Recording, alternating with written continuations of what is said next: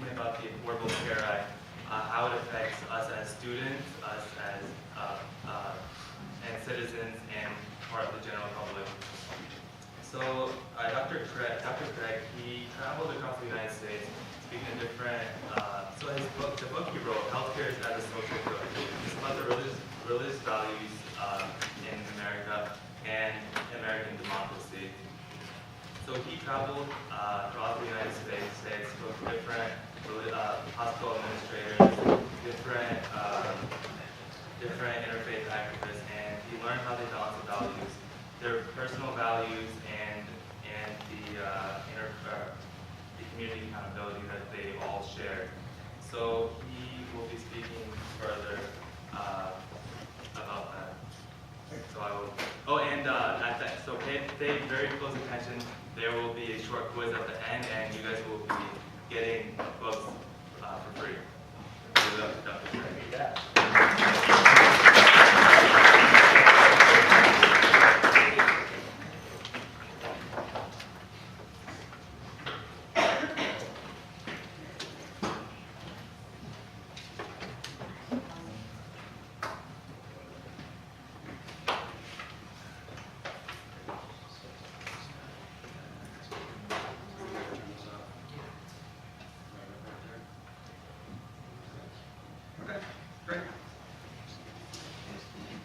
Well, thank you very much for the invitation to be here tonight.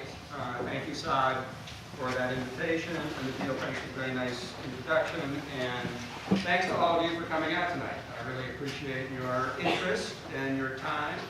I'm pitching this talk, directing it mostly to the Affordable Care Act. My interviews, I conducted interviews across the country at religiously affiliated hospitals. But I'm going to mostly be talking just about the policy and the Affordable Care Act today. If people are interested in the religious side, we can talk about it in questions, but I'm not going to focus on that so much today. I'm gathering that some of you are interested in becoming physicians or health professionals. Is that right? Okay. Okay. So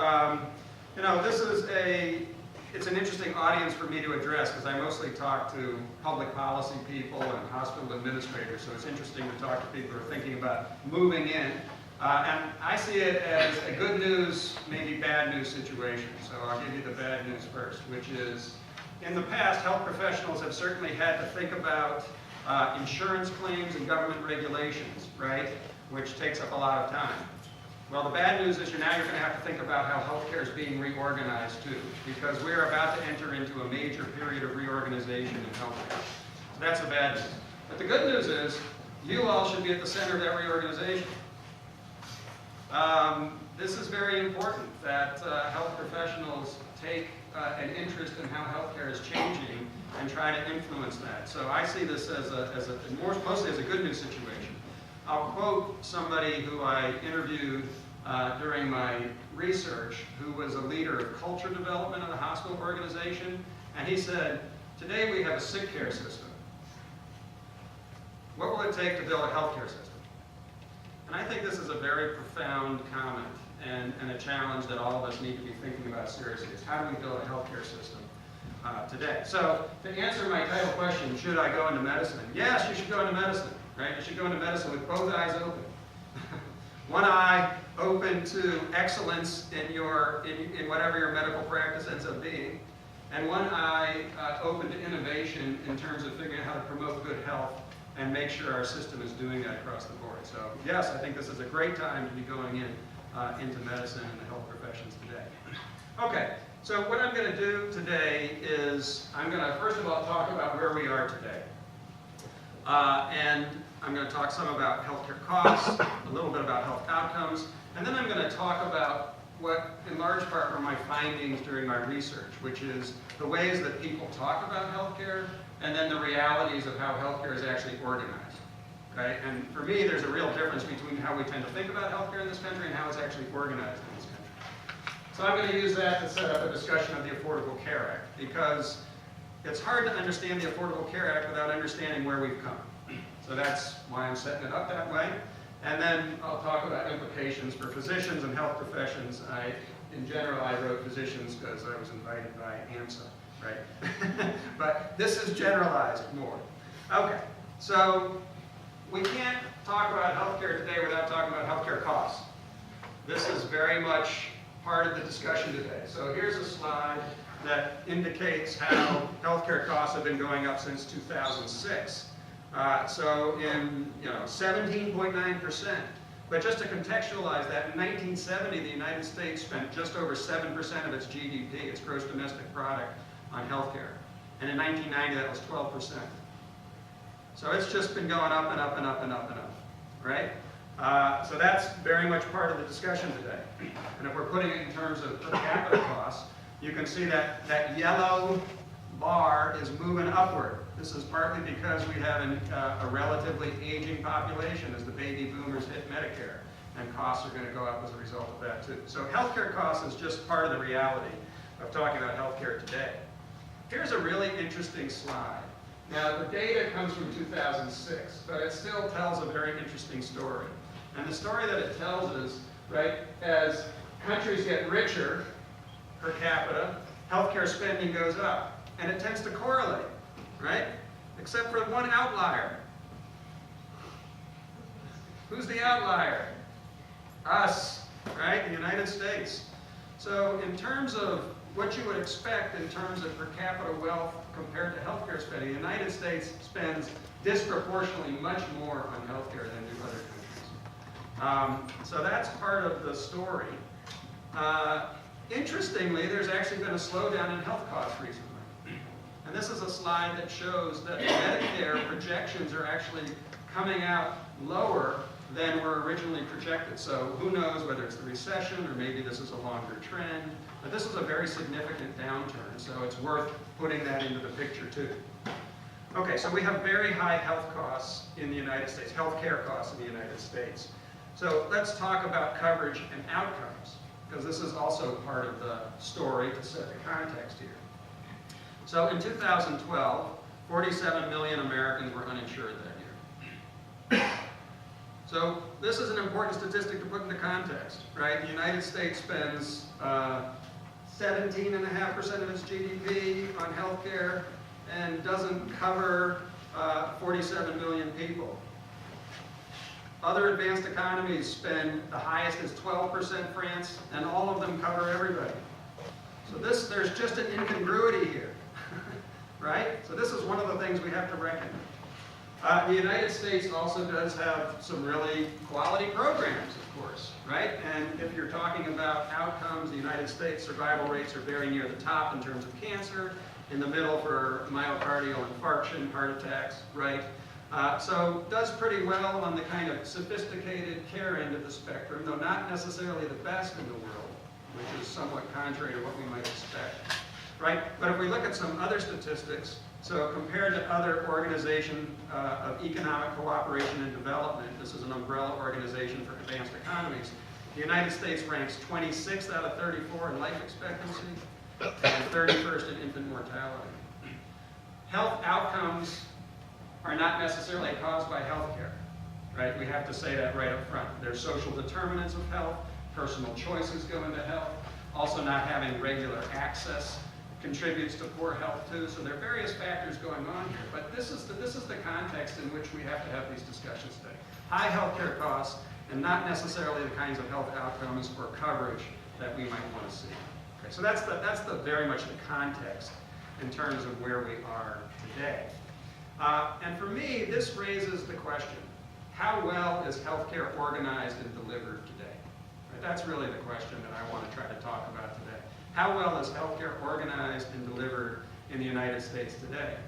And the way I tried to get a handle on this question was I tried to ask, well, what do Americans value in their healthcare? Because this is an important part of the equation too. If Americans want to spend an enormous amount on healthcare, who's to stop them, right? I mean, that's a choice that people are allowed to make, right? So I wanted to ask the question, well, what do Americans tend to value? And out of my research and both in interviews and just sort of reading the literature, I found that there were two helpful ways to try to understand what Americans value in terms of healthcare. And one of them is what I'm going to call moral languages.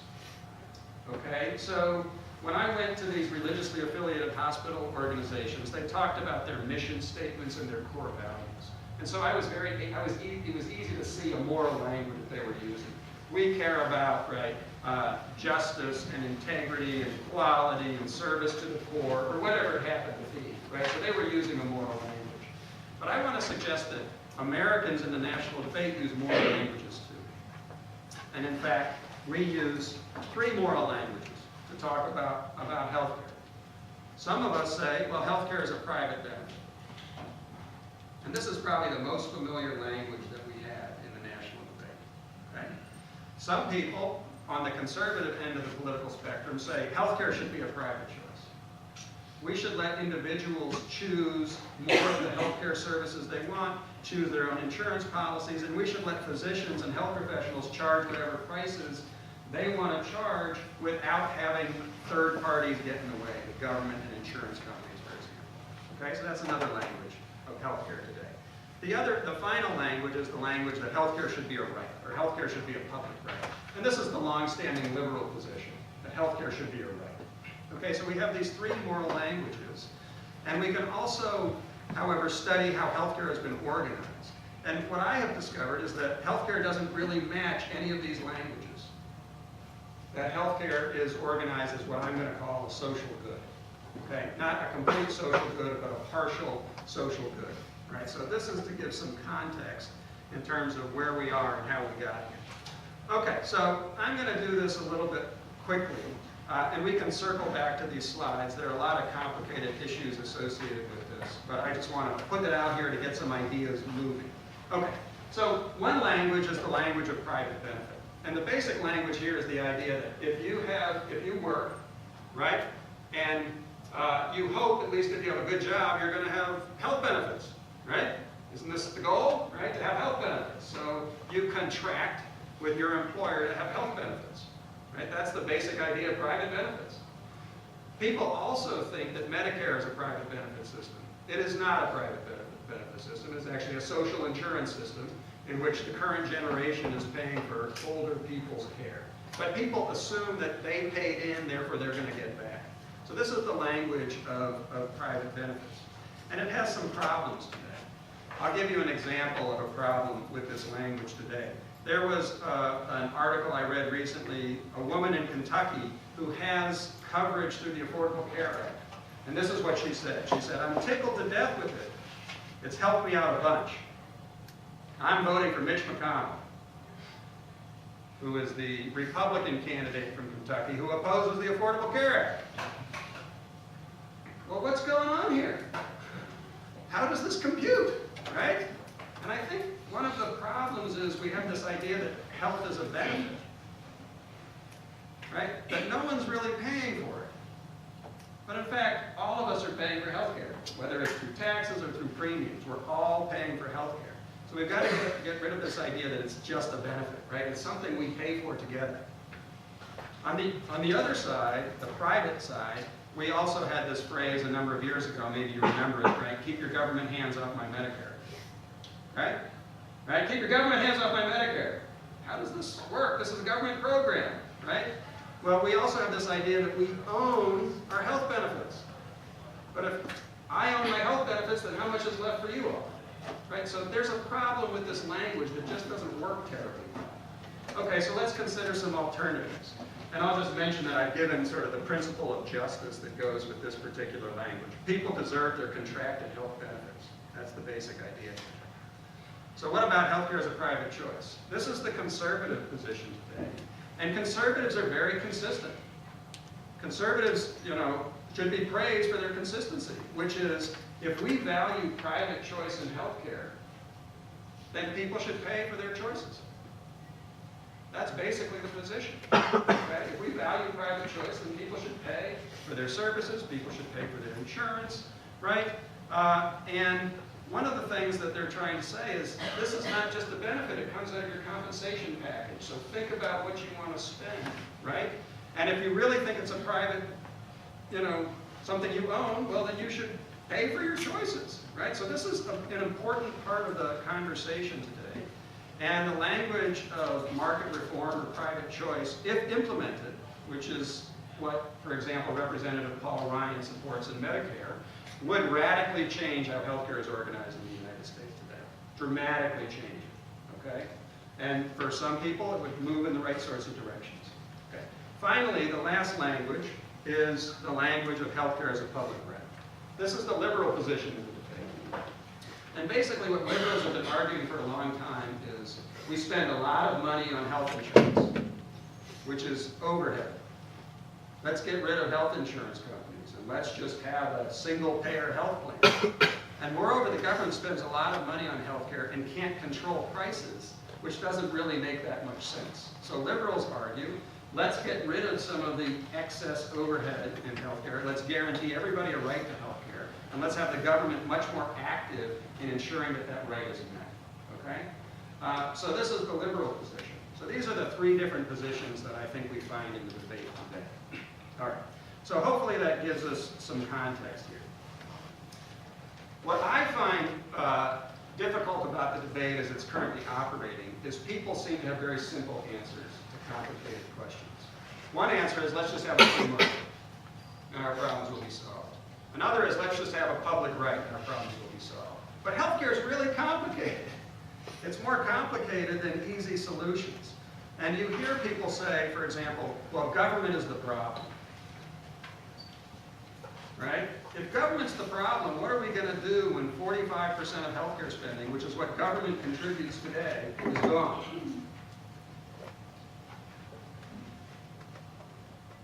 What's going to happen? Right? 45% of healthcare spending today is from the government. Okay? But on the other side, there's the claim that working families and the poor are simply disenfranchised. This isn't true either. Actually, there are a lot of safety net programs and backdoor ways that people get healthcare access in our country today. So it's complicated. Simple answers don't really tell us very much. So here are some, I'm going to suggest some key healthcare values that maybe we should all really care about when we're trying to debate where we should go next. Right? So innovation and research. Right? Yay, we want an innovative system. Right? Excellence in medical training. High quality by pooling funding, right? Equity for the elderly, Medicare and the poor Medicaid, compassion for the uninsured, which comes in various forms, right? And we've made significant public and nonprofit investments in these values, and I'm going to give some examples of that. What we haven't done very well is be efficient. And we haven't done a very good job of stewarding healthcare resources. Americans don't like limits. We don't like limits. But we have to begin to talk about priorities. Maybe we don't like limits, but we've got to talk about priorities. Okay? So this is really important today. All right, so what I'm going to suggest is if we think about these values and we think about how healthcare has been organized, we actually find that healthcare is already what I'm going to call a social good. Okay, and let me just be clear what I mean by this term, social good. We have private goods, which are supplied by the marketplace, and we have public goods, which are supplied by government. Well, healthcare is kind of a weird hybrid. It's neither of these things. Okay, so I'm going to call it a social good. And what I mean by that is healthcare is a good that is valued so highly by the members of this society, right, that they share it and pay for it together through expensive and coordinated social investment. Okay, so this is what I'm going to suggest as how healthcare is actually organized in the United States today. One of the ways we see this paying for it together is through government. So $1.2 trillion in government spending on healthcare in 2010, 45% of the total. But the other way we see it is we have this weird hybrid system. We have a lot of nonprofit organizations in healthcare, and we have a lot of public-private partnerships in healthcare in the United States to do. So we actually have a very complicated system for how we deliver healthcare. So let me give some examples of how public investment in this hybrid system have evolved over time. All right. So what we have today in U.S. healthcare is called the hub and spoke model. Right? The hub is the hospital, specialists are the spokes, and primary care physicians are the rim of the wheel. This is the hub and spoke model. Okay, people familiar with this basic idea, right? Well, this model was partly built through public investment in hospitals. And there was a tremendous public investment in hospitals earlier in the 20th century. But it's also built through government funding of medical research. So the government contributed in 2007 over $100 billion to medical research. That's a lot of money. $38 billion directly to medical research, and then the rest to public health. That's a huge investment in innovation and research, right? Which we all care about, it seems. All right? Here's another really striking statistic for people who want to go to medical school, right? Medical school training and residency programs in 2009, right? $18.3 billion in public funding. Students paid almost $3 billion that year. That's a lot of money. But just think about how much more money it would be if there wasn't an $18 billion investment coming from the public. And this is a really striking investment because we care about medical excellence, right? Okay? So, moving on. Now let's talk about the healthcare safety net a little bit. There's also been tremendous public investment in the healthcare safety net. So the safety net includes Medicaid, which is a program that's designed to care for poor people. It's a welfare program. It's been historically a welfare program, which means it's for people who are deemed ineligible to work. Okay? The Affordable Care Act is trying to change that, but it may or may not. Right? But Medicare is also part of the safety net. Now, most people in Medicare wouldn't think that's the case, but when Medicare was first passed, only 25% of seniors had hospital insurance. So it really is part of the safety net. And one striking statistic that comes out of studying the implementation of Medicare is that Medicare caused costs of healthcare to jump almost a quarter in its first 5 years. And this is a much higher estimate than earlier estimates, because what people didn't recognize until recently is that Medicare allowed hospitals to invest a great deal more in technology, because now they had a guaranteed stream of funding coming in the door. So the high technology aspects of U.S. healthcare are very much based upon social safety net spending. And it's important to see that we're investing not only in the social safety net, but also in technology. Whether that's a good idea or not, I'll leave it up to you. And then the last thing to mention here are some other funding streams that most people don't know anything about. Hospitals that do a lot of care for poor patients get disproportionate shared hospital payments. There are also health centers that get funded to treat people who can't pay their own way on a sliding scale. So there are all of these backdoor channels by which we invest in different values. And I'm just going to quickly flip back to show those values.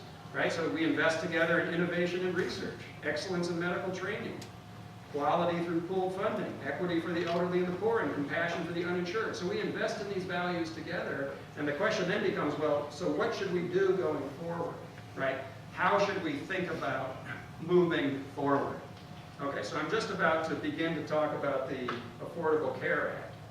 But let me just say one last point here about this notion of the social good, because it's really important to think about where we are today. So the reasons I'm going to suggest why we have made these investments in healthcare together include the fact that by pooling resources together, both through public investment, but also just through health insurance, we have created a healthcare system that gives us, as individuals, remarkable care. And really better care than anybody could afford without the social pooling of resources, except for maybe the very, very rich. Okay? So we have pooled resources to build a remarkable healthcare system. But in addition, health needs are something of a social lottery. You know, I could be driving home tonight in Indianapolis and get plowed by a semi. And then what happens to me? I can't afford this. I can't take care of myself by myself, right? And I think people recognize that health is a social lottery, and maybe it's where we should reach out to each other and help out. And then finally, we should also care about social priorities, wellness, prevention, and cost-effective delivery of care, which we don't do a very good job at, I would say, today. Okay. All right, so all of this is to suggest where we are today. And where we're going is, I think there are really two options for where we're going. One is One is we will go the conservative market reform approach and turn healthcare increasingly into a system where people are buying their own insurance and paying a significant amount of their own services, and doctors are much freer to contract and create new partnerships and all the rest of it. That's one model, and it certainly is a politically viable model. The other politically viable model, I think, is the Affordable Care Act. The single-payer idea isn't going anywhere in the United States politically.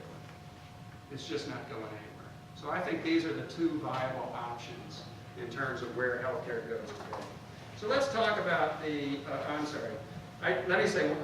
I'll come back to that slide later. Let's talk about the Affordable Care Act. All right, so I'm going to work through some of the goals and provisions of the Affordable Care Act, and I give thanks to a colleague who let me steal some of the slides, which was very nice of him. So this is how I understand the Affordable Care Act. It has four main goals. One of the goals is to lower coverage barriers. Right? There are various barriers to insurance coverage, like you can't get coverage if you have a pre-existing condition, for example, right? Or if you're buying insurance on your own, it's much more expensive buying it in an individual market than it is buying it in a group market. Okay? So one of the things it's trying to do is it's trying to lower coverage barriers and complexity in insurance. And I'll come back and talk about some of the specific ways it does that. Okay? A second goal of the Affordable Care Act is to broaden shared responsibility for paying into the healthcare system. And it does this through some of its most controversial provisions, the individual mandate. Right? The expectation that individuals will have healthcare coverage, provided they are deemed able to afford it, or they will be fined.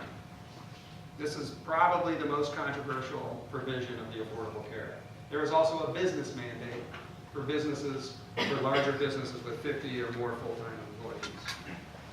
A third goal of the Affordable Care Act is to increase equity in terms of who benefits from public supports for coverage.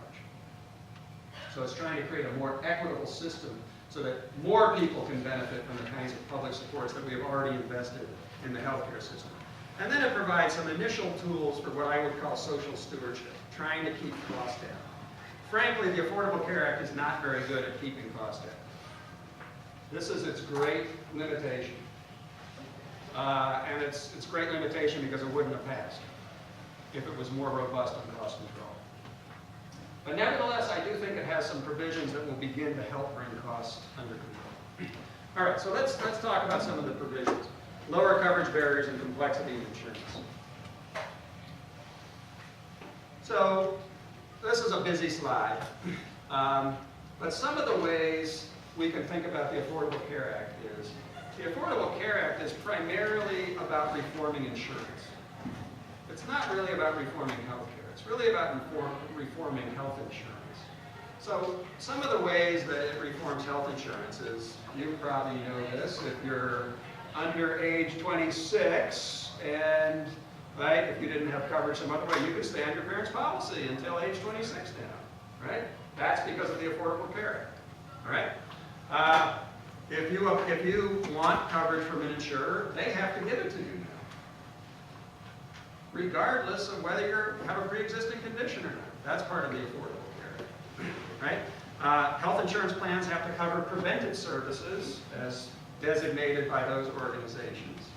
And you can't have limits on your insurance policies, okay? So this is a dramatic change in terms of how insurance has worked in the United States, where you could be denied coverage, you could lose coverage, there were caps on insurance coverage, and those things have all been removed by the Affordable Care Act.